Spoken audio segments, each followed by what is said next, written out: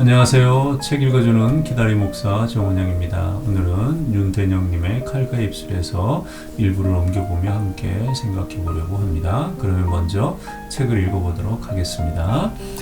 윤대영님의 칼과 입술에서 일부를 옮겨봅니다. 기장 대변항에서 열리는 멸치축제에 가본 적이 있다. 기장은 행정구역상 부산광역시에 속한 지역이다. 새벽에 멸치를 잡으러 나가던 배들이 아침에 항구로 돌아와 그물 터는 광경을 지켜보았다.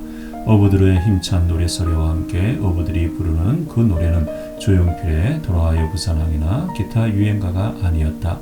그물터리를 할 때만 부르는 이른바 멸치업과였다. 그물터리를 하는 주변에는 온갖 사람들이 몰려 있었다. 나처럼 구경삼아와 있는 사람들도 있었지만 대개는 멸치와 관계된 사람들이었다. 어촌계 직원, 경매인, 식당 주인, 그리고 개별적으로 멸치를 사러 온 사람들, 또 어부들이 그물터리를 하는 동안 그물 밖으로 튀어나온 멸치들을 열심히 통에 주워 담는 사람들이 있었다. 하지만 그것은 누구한테나 허용된 것이 아니었다.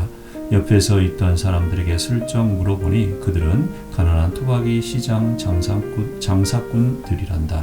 대개는 할머니들로 가판대에 앉아 손님에게 고작 1,000원, 2,000원어치 한 그릇에 파는 그러한 분들이었다. 오직 그 사람들만이 멸치를 공짜로 주워 담을 수 있었다. 그렇게라도 해서 먹고 살라는 어부들의 배려였다. 그 지방의 오랜 풍습이자 전통이었다. 이 얼마나 아름다운 풍속인가.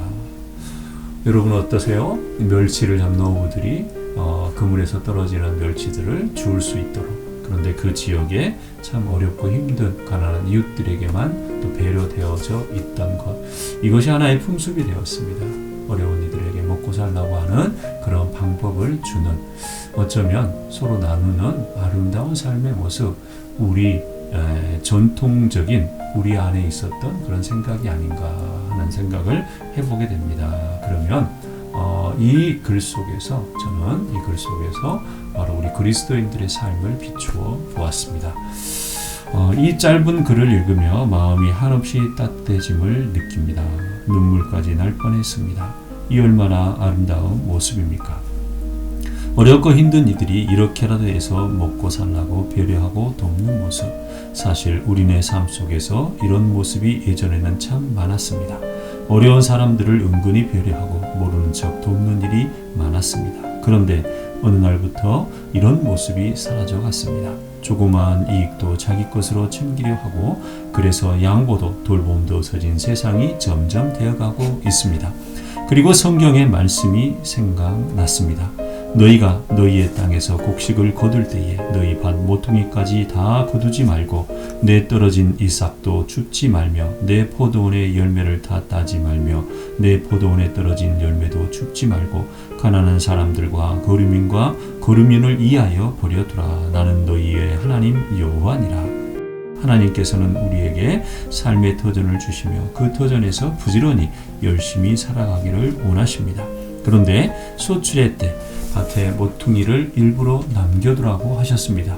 또한 떨어진 이삭도 줍지 말라고 하셨습니다. 가난한 이웃과 애부인들을 위해 남겨두라고 하셨습니다. 포도원의 열매도 남겨두고 떨어진 것은 이런 이들을 위해 제공하라고 했습니다.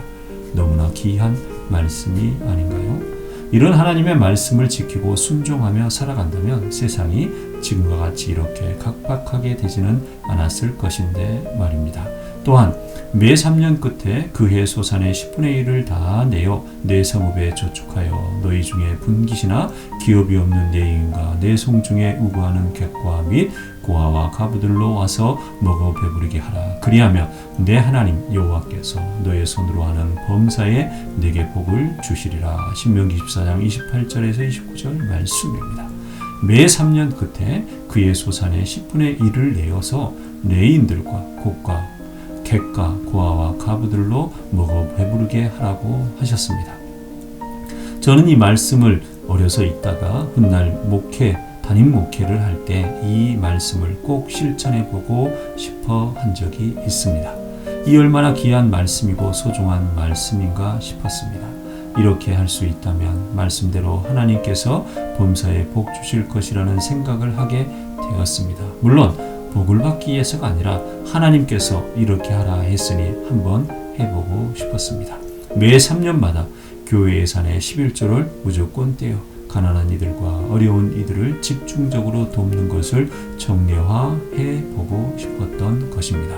물론 담임 목회 7년차 그리고 아직도 어려운 형편의 교회이다 보니 이 일을 해보지 못하고 있습니다만 이제 서서히 이 일을 준비하고 실천해 보고 싶습니다. 뿐만 아니라 개인적인 삶에서도 이 말씀을 실천해 보고 싶습니다. 이런 마음이 있어서인지 작가의 글을 읽고는 순간 눈물이 났습니다. 하나님의 말씀을 기억하고 있지만 정작 순종하지 못하고 행하지 못하였음이 부끄러웠습니다. 그러나 요즘 시대가 왜 이렇게 되었습니까? 주변에 가난하고 어려운 이들이 여전히 있는데 이런 배려와 돌봄은 점점 사라져가고 있습니다. 작은 이익에도 양보하지 못하고 차지하려고만 합니다. 왜 이렇게 되었습니까? 물론 가짜 어려운 이들이 많기 때문일 것입니다. 아니 더 정확히 말한다면 상대적 정신적 궁핍이 많아 스스로 자족하는 이들보다는 부족함을 느끼는 이들이 많기 때문일 수도 있습니다. 그래도 나는 이 정도는 생활하고 있으니 이 정도쯤은 나보다 더 어려운 이들을 위해서 양보해 줄 수 있는 그런 마음들이 있어야 하는데 그러지를 못합니다. 어쩌면 삶에 대한 감사가 점점 사라지기 때문이기도 할 것입니다. 오늘 주어진 삶에 감사하게 되면 서로 나눌 수 있는데 그러질 못하는 것입니다.